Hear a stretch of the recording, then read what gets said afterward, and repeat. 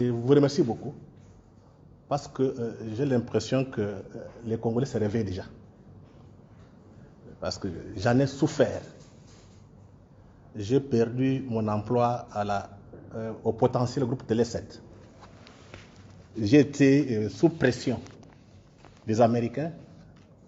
On m'a fait partir de Télé 7 potentiel. J'ai perdu mon emploi. Et quand je suis arrivé à la RTNC, j'ai vu la même chose. Mais je ne suis pas découragé, je sais qu'on va gagner. J'étais très content quand vous avez dit dans l'introduction, il faut se battre pour qu'on fasse échec et nous allons gagner. Je pense que compte tenu de la résurgence du débat suscité par le cardinal Fridolin Ambongo, l'Église catholique, en 2019, et surtout par l'homélie de l'évêque de Bunia, Dieudonné Irindi, le 31 mai 2020, nous sommes dans l'obligation de mobiliser notre peuple afin d'éviter que le Congo implose. En effet, l'évêque de Bunia, Dieudonné Irindi, a affirmé ceci. J'étais en Allemagne. On m'a montré une carte. J'ai découvert que la RDC est déjà divisée en 4 États. Il poursuit. Aujourd'hui, si nous mourons, notamment à Djungu, c'est notamment à cause de ces plans de balkanisation de notre pays pour que le Nord Kivu, Ituri, soit un autre pays. C'est une politique d'occupation des terres, c'est-à-dire les Rwandais et d'autres étrangers puissent occuper notre pays pour exploiter nos richesses. Ça, c'est ce que l'évêque avait déclaré. Mais ce qui est frappant, c'est de voir les silences des élites politiques à Kinshasa qui frisent une complicité. En occultant la question par la grande partie des médias, dans la capitale, intrigue aussi. J'y suis à la RTNC, vous suivez, il n'y a pas de débat sur ce qui se passe au Kivu, sur la balkanisation. Je suis dedans et je me pose beaucoup de questions. Ni le Parlement, ni le gouvernement, ni aucune autre institution de la République ne se sentent concernés par les dénonciations des princes de l'Église catholique et de la société civile. C'est comme si on dit, les champs à bois, la caravane passe. C'est le 30 juin 2020 que le président Félix Tshisekedi va rompre le silence. Se référant au discours de notre héros national Patrice Emery Lumumba, Tshisekedi exhorte le peuple congolais en ces termes. Patrice Lumumba nous invitait à nous opposer de toutes nos forces à la balkanisation du territoire national sous quelque prétexte que ce soit. Effectivement, comme un serpent de mer, la menace de la balkanisation aura traversé l'histoire de ces 60 dernières années, la rendant tumultueuse et trouble sous l'investigation des puissances extérieures en complicité avec les enfants du pays et des pays voisins. Tout est très clair. Loin de briser notre volonté de vivre ensemble, je voudrais que les menaces contre notre pays raffermissent les liens historiques et les sentiments patriotiques qui font de nous les filles et les fils de la grande nation congolaise au cœur de l'Afrique. C'est très clair, il n'y a plus d'ambiguïté.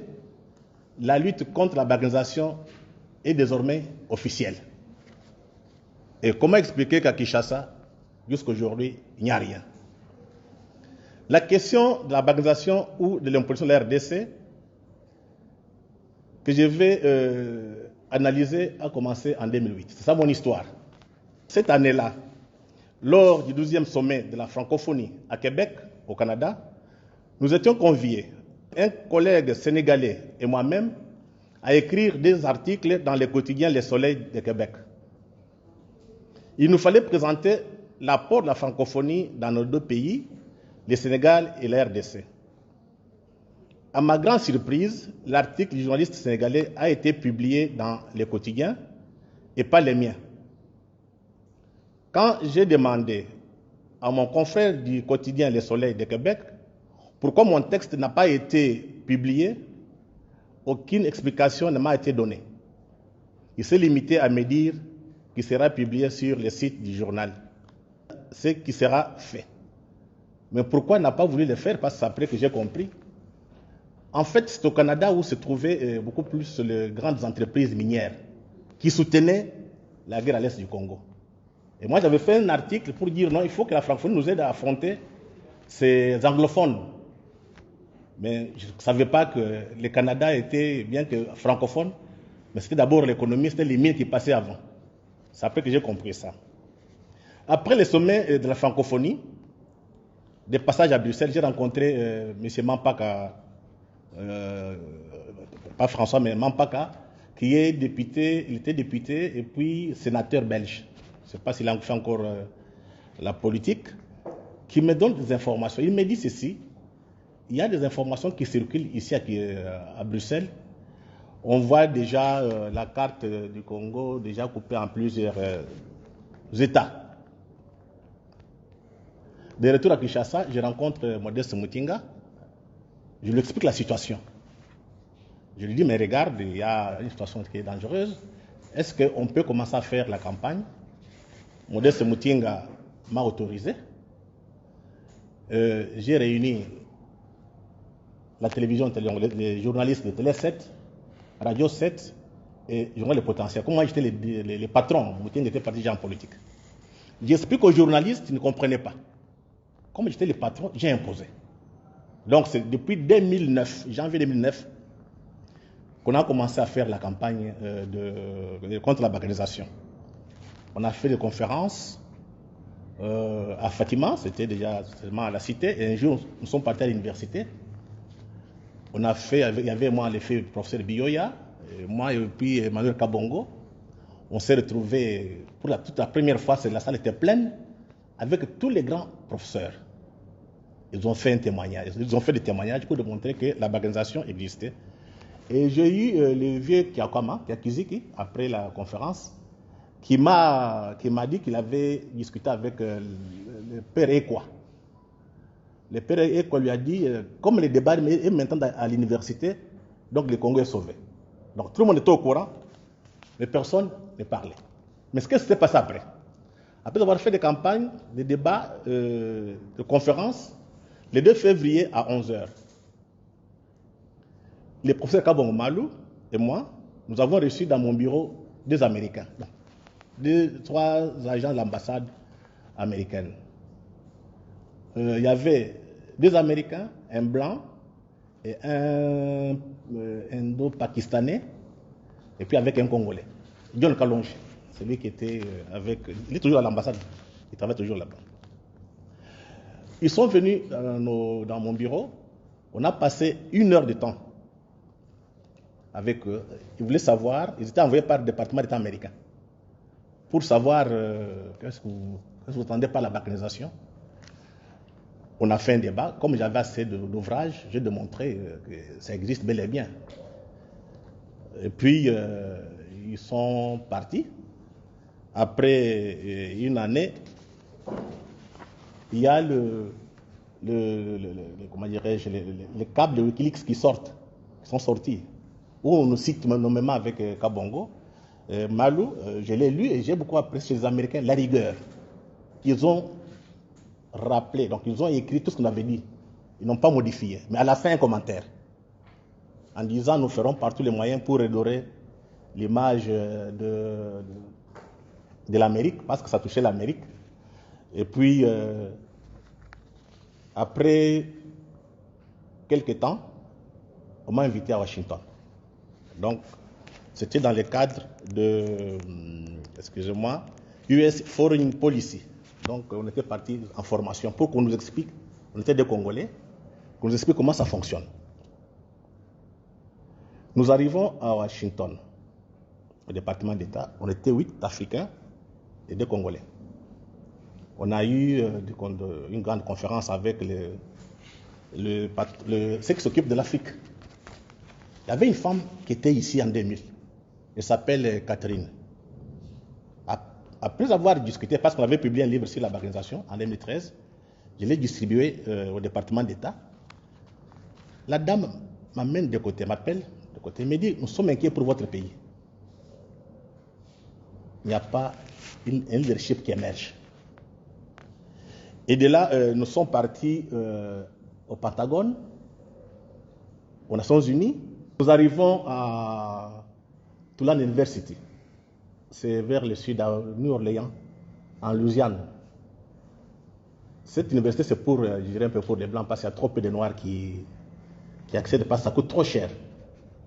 On nous a mis 8 Africains devant quelques étudiants blancs. Et puis, on va m'informer que la femme, la professeure qui organisait les débats, était conseillère de Bill Clinton, mais n'a pas voulu s'afficher.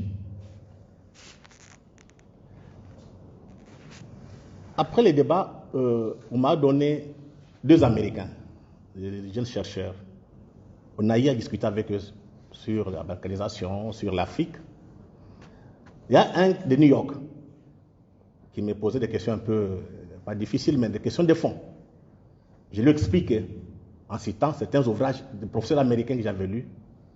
Après la discussion, le gars va dire à celle qui traduisait d'anglais en français que je l'ai convaincu. Parce que pour eux, le Congo était trop grand.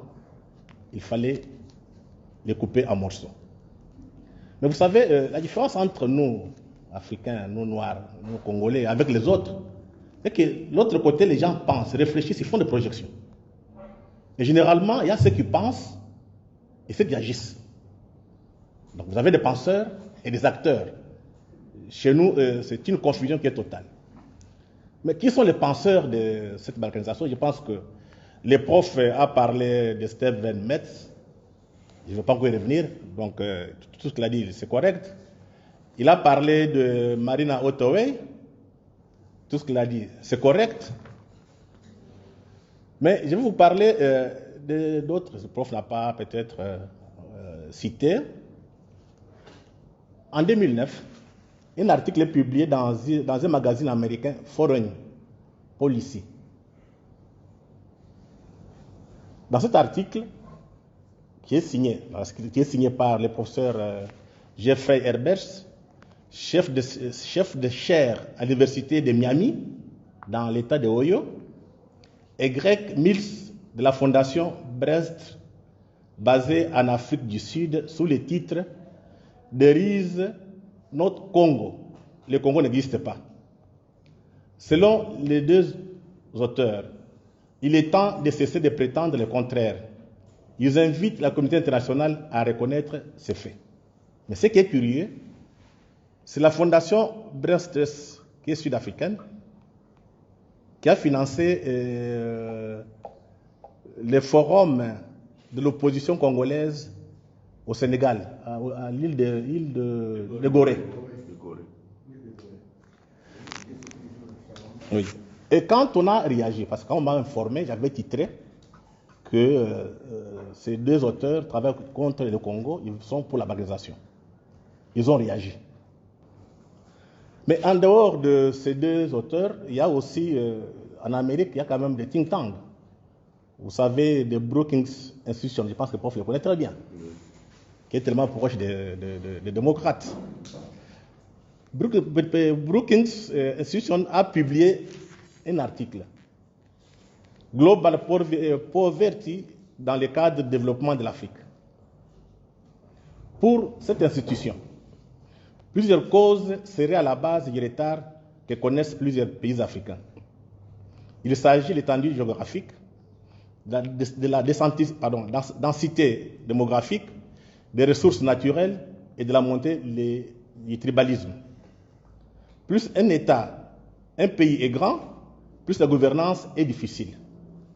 L'année de même du nombre élevé de la population. Cette situation se répercute ensuite sur la gestion des ressources naturelles et favorise des conflits interethniques.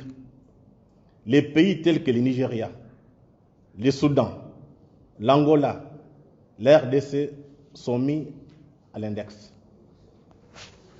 Avant qu'on coupe le Soudan, les Américains, l'armée américaine, ils ont une base Africom en Allemagne, à Stuttgart. Quand on discutait avec les Américains, on nous a invités. On était 6 Congolais cette fois-ci. Nous sommes partis là-bas. On a fait une semaine avec les militaires. On a eu à discuter avec un général Kipwad, 4 étoiles, donc c'était un noir. Je vais lui poser une question de savoir, on apprend que vous voulez couper le Congo. C'est avant qu'on coupe le Soudan. Les militaires, le général me dit non, nous, on n'a pas de projet de couper le Congo parce que nous ne sommes pas politiques. Quelque temps après, je pense que le Soudan a été coupé en 2. Donc cela signifie que nous ne sommes pas à l'abri. Le 22 septembre 2012, le quotidien New York Times publiait la nouvelle carte géographique de la planète de demain, avec des États-nations qui naîtront de la nouvelle redistribution des frontières. La nouvelle carte futuriste du monde et l'article qui l'accompagnait sont de Frank Jobs et Parag Khanna. L'article annonce la disparition des faits de certains pays actuels dans le monde, dont le Congo, notre pays. L'analyse des 2 auteurs est basée essentiellement sur la dotation en gisement des ressources naturelles du pays et leurs convoitises extérieures. Déjà en 2006, j'étais à Paris, j'ai rencontré un ami français, journaliste. Il avait lu un livre d'un romancier britannique, anglais, John le Carré. C'est l'un des grands, parce que c'était un ancien agent secret britannique. Et les Français avaient lu les livres. Comme chaque fois quand je partais, je discutais sur la baguette du Congo. Il me l'a acheté, il me l'a envoyé ici. Donc, John le Carré avait publié un roman, des Mission Song, les chants de la mission, qui parlait beaucoup plus de l'ONU, la MONUSCO ou bien la MONUC dans les temps. Il dit ceci: rien que des théoriciens avant-gardistes, des conservateurs en vue, des sommités de la géopolitique, les genres de types qui se réunissent dans les stations de ski pour décider du destin des nations, ce n'est pas la première fois qu'ils se penchent sur le Congo oriental et ce qu'ils voient, l'anarchie comme résultat probable des prochaines élections, les Chinois qui grattent à la porte pour rafler toutes les matières premières, alors que faire? Les Congolais n'aiment pas les Américains. Et c'est réciproque. De leur côté, les Rwandais méprisent les Congolais. Ils sont disciplinés et surtout efficaces. Alors, le plan américain, c'est consolider la présence économique et commerciale du Rwanda au Congo oriental jusqu'à le rendre incontournable. Ce qu'ils veulent concrètement, c'est une annexion en douceur. Ils comptent sur un coup de la CIA. Il y a eu les rapports des experts des Nations Unies publiés en 2012, des experts, mais curieusement, quand on a amené le document aux Nations Unies, cette dame, Susan Rice, ça sont ses mémoires, elle vient de publier en 2019. Elle s'est opposée. Il n'a pas voulu assez qu'on parle du problème les rapports, qu'on puisse discuter ça aux Nations Unies. Donc, Kagame et tous les globalistes étaient sûrs, ils avaient quelqu'un qui travaillait pour les intérêts aux Nations Unies. Donc, je suis d'accord avec le prof quand il dit qu'il faut se méfier des Nations Unies. Les Congolais sont tellement des naïfs, ils sont comme des enfants. Ils pensent que tout étranger vient ici pour leur bien. Donc, il faut qu'on ouvre un peu les yeux. Je vais vous donner un peu ce que les experts ont écrit en 2012. Ils disent ceci: Donc ça, c'est les rapports. Les groupes d'experts estiment que la présence du Rwanda dans la République démocratique du Congo a pour but d'accroître le nombre de Rwandais qui se trouvent dans l'est du pays et d'encourager ceux qui y sont déjà installés à conjuguer leurs efforts pour aider le Rwanda à exercer son contrôle économique. Le prof l'a dit, c'est déjà fait. Maintenant, il y a une autre, l'annexe du rapport qui donne des informations sur la réunion convoquée par l'armée rwandaise afin de soutenir M23. Il y a un qui s'appelle Senkoko qui s'est présenté comme un représentant de Kabarebe, ça selon le rapport de 2012, et a relayé les messages que le gouvernement rwandais soutient le M23, dont la nouvelle guerre a pour objectif d'obtenir la sécession des Kivu. Donc, ce ne sont pas des choses qu'on parle au hasard, c'est des choses qui sont, c'est du concret. Je voudrais vous prendre encore un autre exemple, vous savez que Mwamba Chishimbi, qui était à la tête d'un truc des Grands Lacs, là, je pense, ce mécanisme, un truc comme ça, le suivi, ils étaient en négociation avec M23 en Ouganda. Madame Mary Robinson, qui est envoyée spéciale des Nations Unies pour les Grands Lacs, demande aux Congolais de laisser M23 gérer la partie qu'ils avaient déjà occupée. Et l'information passait sur Radio Okapi. Et Mwamba Chishimbi m'a dit, nous pouvons discuter pendant 10 ans, on ne va pas céder même pas un morceau du Congo.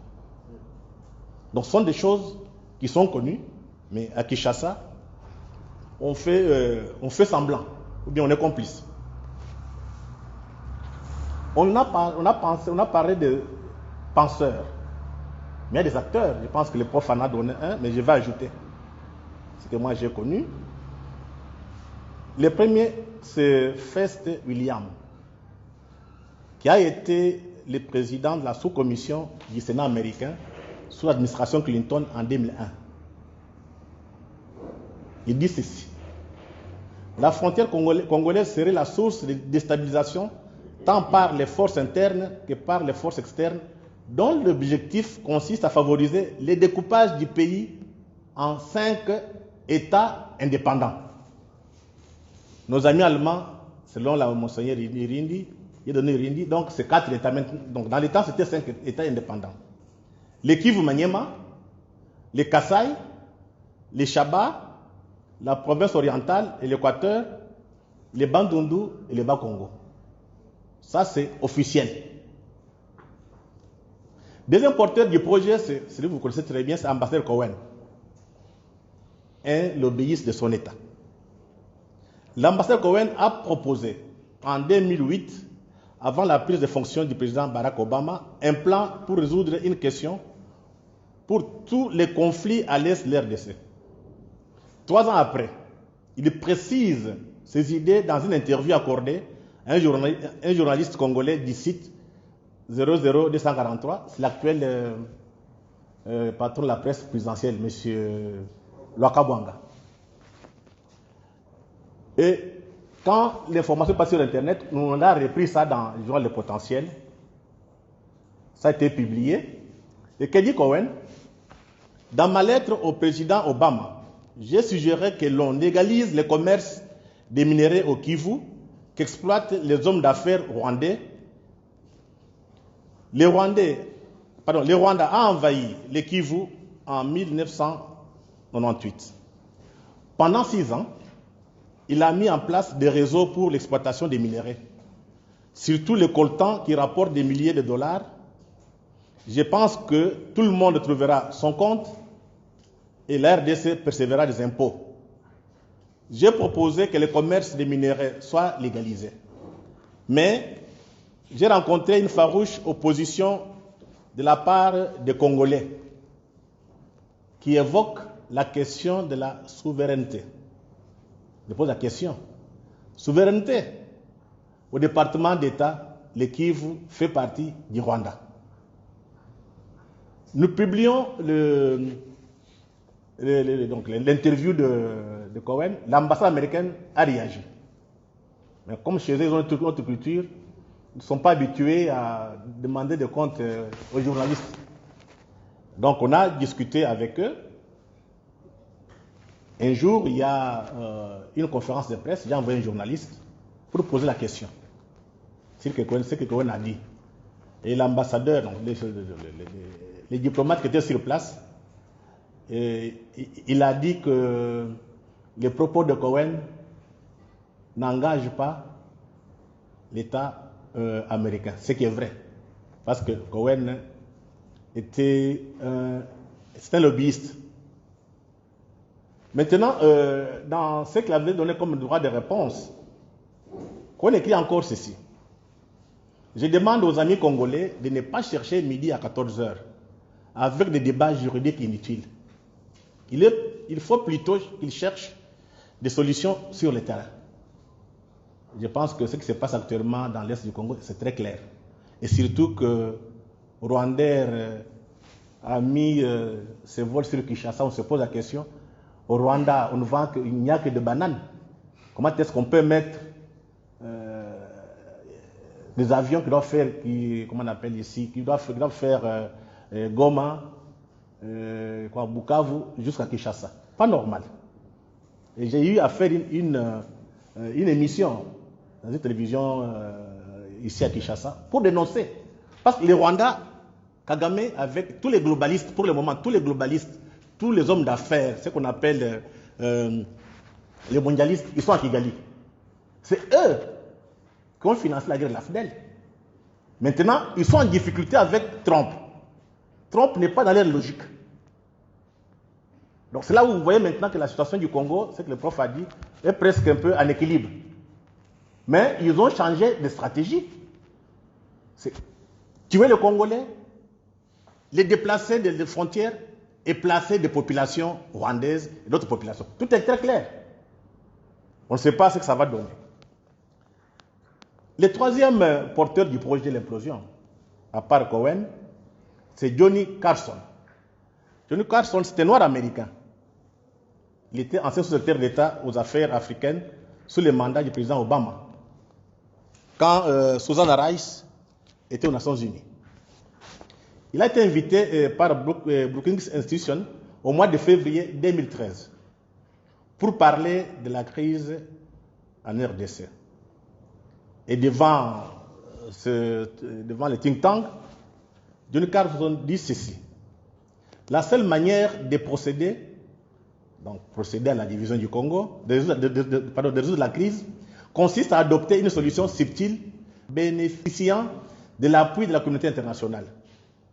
Cette solution miracle, selon lui, est celle que les Nations Unies ont expérimentée en Yougoslavie, en Europe et au Sud-Soudan. Nous sommes parvenus à une telle solution pour mettre un terme au conflit dans l'ex-Yougoslavie par le biais des accords d'Dayton.